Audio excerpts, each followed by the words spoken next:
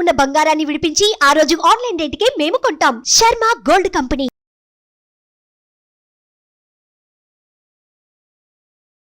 Hi, welcome to our channel. ఈరోజు మనతో పాటు ఉన్నారు జ్యోతిష్య వాస్తు పండితులు, జ్యోతిష్య వాస్తు శిక్షణ నిపుణులు, లలిత ఉపాసకులు శ్రీ నానాజీ పట్నాయక్ గారు. నమస్కారం గురువు గారు. శ్రీమాత్రే నమః.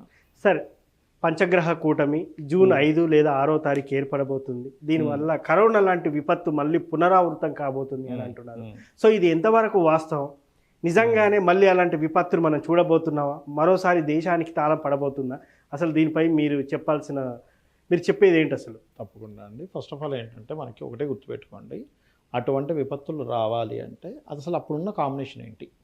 ఫస్ట్ అది కాలసర్ప దోషంలో ఉండేది ఆ రోజు పరిస్థితి.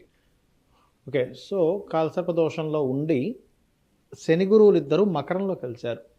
దానికి ప్రామాణికమైన శ్లోకం ఒకటి ఉంది, మనం గతంలో కూడా చెప్పాము. నేను అనేది ఒకటే, ఈ శని తన ఓన్ హౌస్లో ఉండి గురువు నీచబడి ఉన్నప్పుడు జీవుడికి కారకుడు గురువు కాబట్టి జనాలకి కరోనా కంటే డేంజర్ అయినటువంటిది వచ్చి ఇబ్బంది వస్తుందని చెప్పాలి. కానీ ఇప్పుడు గురువు ఇక్కడ లేడు కదా, ఇక్కడ ఉన్నాడు గురువు ఇక్కడ ఉన్నప్పుడు అటువంటిది రాదు.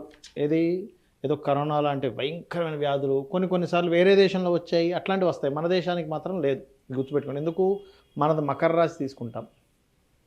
సో మన దేశానికైతే లేదు. వేరే ఏదైనా దేశాలకు కొద్దిపాటి ఆ రోగం ఈ రోగం రాగొచ్చేమో, కానీ మనకి అలాంటిది ఏదో వచ్చేసి లాక్డౌన్లు అయిపోయి మళ్ళీ అన్ని ఆఫీసులు మూసేసుకొని. ఎందుకంటే పర్టికులర్గా మీరు ఈ విషయం మీరు ఎందుకు అడిగారు నాకు నిన్న కూడా చెప్పారు సార్, కొంతమంది కొత్తగా ఏదైనా స్టార్ట్ చేసుకుంటారు, అవును, అట్లాంటివి ఏమైనా చేసుకునేటప్పుడు ఇట్లాంటిది ముందుగా తెలిస్తే జాగ్రత్త పడతారు కదా అని. కాకపోతే ఒకవేళ చాలామంది ఏమనుకుంటున్నారు, పంచగ్రహ కూటమి అనుకుంటున్నారు ఇట్లాంటిది ఏదైనా రావడానికి. అసలు పంచగ్రహ కూటమికి దీనికి సంబంధం లేదు. ఇంకోటి ఏంటి, 10 ఏళ్ళకోసారి, 12 ఏళ్ళకోసారి, 90 ఏళ్ళకోసారి, 100 ఏళ్ళకోసారి వస్తుంది అంటున్నారు. కాదు, ప్రతి సంవత్సరం పంచగ్రహ కూటమి ఒకటి ఏర్పడుతుంది. Next year 2025 March ending April మాసంలో మీనంలో వస్తుంది పంచగ్రహ కూటమి. కాకపోతే ఒక్కొక్కసారి ఒక్కొక్క గ్రహ కూటమి ఏర్పడినప్పుడు ఒక్కొక్క ఫలితం ఇస్తుంది.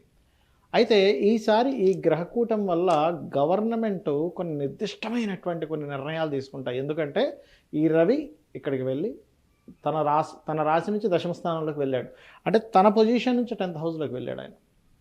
అప్పుడేంటి, అక్కడి నుంచి తను 10th హౌస్లోకి వెళ్ళడం అదొక పర్ఫెక్ట్గా బలమైన నిర్ణయాలు తీసుకోవడానికి ఉపయోగపడేటువంటి కాంబినేషన్ అది.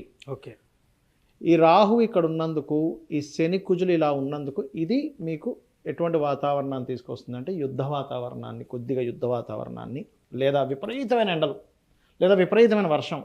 అక్కడే పక్క రాష్ట్రంలోనే విపరీతమైన వర్షం పడ్డట్టు అనిపిస్తుంది, అదే పక్క రాష్ట్రంలో విపరీతమైన ఎండలు కనిపిస్తాయి. ఎందుకు అంటే ఇక్కడ చూడండి ఎంత లాజిక్ ఎట్లా ఉందో. ఈ శని కుజుడిని చూస్తున్నాడు.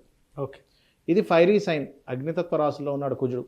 ఇదేమో జలతత్వ రాశిలో ఉన్నాడు శని. ఇదేమో కోల్డ్ కారకుడు, ఇదేమో హీట్. రాహువు కేతువు.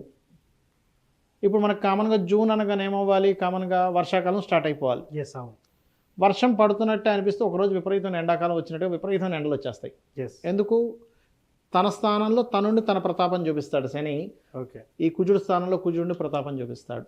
ఇది కారణం ఒకటి. రెండవది, ఇది యుద్ధ సంబంధించినటువంటి వాటికి సంకేతం. మూడవది ఏమిటంటే మన శత్రువు పైన మనం విజయాన్ని పొందుతాం ఈ కాంబినేషన్ ఉన్నప్పుడు. ఓకే, శత్రు దేశాలు ఏదైనా మనం చేద్దామని చూస్తే అటువంటి వాటిని చిత్తుగా ఓడించడము. అంటే మనకి ఇప్పుడు చూడండి, చైనా కావచ్చు, మనకి ముఖ్యంగా మనకి పాకిస్తాను, ఇట్లాంటి దేశాల మీద మనం జయము, వాళ్ళ అపజయాలు జరుగుతాయి దీనివల్ల. ఓకే, ఇది క్లియర్. అంతేగాని దీనివల్ల ఈ పంచగ్రహ కూటం వల్ల మళ్ళీ లాక్డౌన్లు అయిపోయి అందరు ఇళ్లలోకి వచ్చేసి పెద్ద పెద్ద రోగాలు వచ్చేసి రొస్టులతో మళ్ళీ హాస్పిటలైజేషన్లు అవ్వడాలు ఇవి కాదు. ఏదైనా వస్తే వేడి, హీట్ రిలేటెడ్ సంబంధించింది రావడము, ఇట్లాంటివి ఏమైనా ప్రబలినా కూడా ఈ పంచగ్రహ కూటంతో సంబంధం లేదు. ఏదైనా కొంచెం ఈ కాంబినేషన్ వల్ల కొద్దిపాటిది ఏదైనా ఛాన్సెస్ ఉంటుంది. కానీ అప్పుడు మనకి 4 years బ్యాక్ మనకి ఎట్లా అయితే లాక్డౌన్లు అయ్యి మనకి కరోనా వచ్చినప్పుడు ఉన్న దారుణ స్థితి, అన్ని దేశాలు ఆపేసుకోవడం, ఇట్లాంటిది జరగదు, పొరపాటును కూడా జరగదు. రాసి పెట్టుకోండి కావాలంటే. సార్, ఇది ఎన్ని రోజులు ఉంటుంది సార్? ఈ కాంబినేషన్ ఒక 45 days ఉంటుందండి. సార్, ఈ 45 daysలో కొంతమంది ప్రముఖ ఆస్ట్రాలజర్లు చెప్తున్నారు, దంపతులు కలవకూడదు, ఒకవేళ కలిస్తే సంతానం ఎలా పుడుతుందంటే మూతి వంకర, ముక్కు వంకర అని మనం చాలా సందర్భాల్లో కొంతమంది పుట్టినప్పుడు మనం వెక్కిరిస్తూ ఉంటాం. అలాంటి సందర్భంలో కలిస్తే ఇలాంటి పిల్లలు పుడతారు, వికలాంగులు కూడా పుట్టే అవకాశం ఉంది అని అంటున్నారు. సో దీనికి మీరేం చెప్తారు? చాలా మంచి ప్రశ్న వేశారు ముఖేష్ గారు, చాలా తెలివైన ప్రశ్న వేశారు మీరు. ఎందుకంటే చెప్తా చూడండి, వికలాంగుడు పుట్టాలంటే పంచగ్రహ కూటమిలో ఉన్నప్పుడు పుట్టరు. ఎందుకంటే ఒక 1000 జాతకాలు 5000 జాతకాలు తీసుకుందాం. ఎస్, పంచగ్రహ కూటమిలో పుట్టింది 6 గ్రహాలు, షడ్గ్రహ, సప్తగ్రహ, అష్టగ్రహ కూటమిలో పుట్టిన వాళ్ళని కూడా నేను చూశాను. ఓకే, నవగ్రహ కూటమి ఉండదు, అష్టగ్రహం వరకే ఉంటుంది. ఎందుకంటే రాహుకేతులు అటు ఇటు ఉంటాయి కాబట్టి. ఎస్, అష్టగ్రహాలు సప్తగ్రహాలు కలిసిన జాతకాలు నేను చూశాను. ఎవరో మూతు వంకర ముక్కు వంకరతో పుట్టలేదు. ఓకే, ఎవరు పుడతారు అంటే వాళ్ళకి లగ్నాన్ని పాపగ్రహాలు పరిపూర్ణంగా సంబంధం ఏర్పడి కేతువు కూడా సంబంధం వచ్చినప్పుడు అంగవైకల్యంతో పుడతాడు. ఓకే.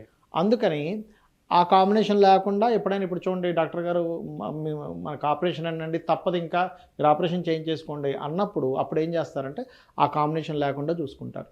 అంతేగాని పంచగ్రహ కూటమికి ముక్కు వంకర మూతి వంకర ఎందుకు అవుద్దండి అంటే కొంతమంది చెప్తున్నారు, అది సందేహం. అస్సలు కానే కాదు, ఎక్కడా శాస్త్రంలో లేదు. మనకి ఏంటి ప్రామాణికం ఏమిటి? మహర్షులు ఇచ్చినటువంటి గ్రంథం ప్రామాణికం. ఎస్, ఎక్కడ మహర్షుల గ్రంథంలో ఇక్కడ గురువు ఉండగా రోగాలు వస్తాయని చెప్పలేదు. ఇక్కడ గురువు శని కలిసి ఉన్నప్పుడు చెప్పారు. మనం అప్పుడు చెప్పాం కూడా దీని గురించి. అయితే ఇలా పంచగ్రహ కూటమి ఉన్నప్పుడు లేదా ఈ కాంబినేషన్ ఉన్నప్పుడు మూతి వంకర ముక్కు వంకర లేదా గ్రహణం మొరిలాగా పుడతారు అని ఎక్కడా శాస్త్రాల్లో లేదు. ఎందుకంటే మనం అంత గొప్ప వాళ్ళం కాదు, మహర్షి ఏది చెప్పాడో అది ఫాలో అవ్వాలి. ఎస్. సో ఇట్లాంటి అపోహలు ఏం పెట్టుకోవద్దు. క్రోధినామ సంవత్సరం అయినందుకు, కుజుడు ఓన్ హౌస్లో ఉన్నందుకు గొడవలు పెరుగుతాయి, ఓకే, గందరగోళాలు సృష్టిస్తుంది. అంతేగాని కరోనాలు లాంటివి ఏమీ రాదు, ఎవరు భయపడాల్సిన పని లేదు. కొత్తవి స్టార్ట్ చేసుకోవచ్చు, జాబులు దొరుకుతాయి, అంతా బాగుంటుంది. Don't worry. సో ఫైనల్ గానైతే దీనికి పెద్ద భయపడాల్సిన అవసరం ఏం లేదు, కంగారు పడాల్సిన అవసరం లేదు. మన పని మనం చేసుకోవచ్చు. కాకపోతే ఏంటంటే ఈ పోలీసులు, యుద్ధం బార్డర్స్లో ఉండే వీళ్ళకి, కొంచెం యువకులకి అంటే అనవసరమైన విద్వేషాలు, గొడవలకి ఎక్కువ దారితీస్తుంది ఈ కాంబినేషన్, కానీ రోగానికి దారితీయదు. అంటే ఒక మానవుడిగా మనం కూడా ఇతరుల పట్ల అప్రమత్తంగా ఉండాలి. ఒకటి మరి దీనికి రెమెడీ ఏమిటి అంటే ఎస్, సింపుల్గా ఇప్పుడు మాట వల్లే కదా గొడవ వచ్చేది. అందుకని ఏంటి, ఓం కర్పూర వీటి కామోద సమాకర్ష దిగంతరాయే నమః. సామరస్యం పెరుగుతుంది దీనివల్ల. సూర్యభగవాను చూస్తూ చేయాలి. చండీ పారాయణం చేయొచ్చు, లేదా ప్రాణాయామం చేస్తూ లలిత చేసుకున్నా సరే సరిపోతుంది. సో ఫైనల్గా సార్, పంచగ్రహ కూటమి మీద ఉన్న అపోహలు అయితే ఒక్క వీడియోతో తొలగించారు. Thank you very much. శ్రీమాత్రే నమః. సో చూశారు కదా, పంచగ్రహ కూటమి వల్ల అనార్థాలు జరుగుతాయి, ఏదేదో జరిగిపోతున్నాయని చెప్పేసి మనం చూస్తున్నాం. సో గురువు గారు తేలికపాటి సమాధానం ఇచ్చారు, కంగారు పడాల్సిన అవసరం ఏం లేదని చెప్పేసి. ఇది వాటి కార్యక్రమం. మరో కార్యక్రమం మళ్ళీ కలుద్దాం. Thank you. నేను మీ ముఖేష్, సైనింగ్ ఆఫ్. సుమన్ టీవీలో మీ పర్సనల్ అండ్ బిజినెస్ ప్రమోషన్స్ కోసం కింది నెంబర్కి కాంటాక్ట్ చేయండి.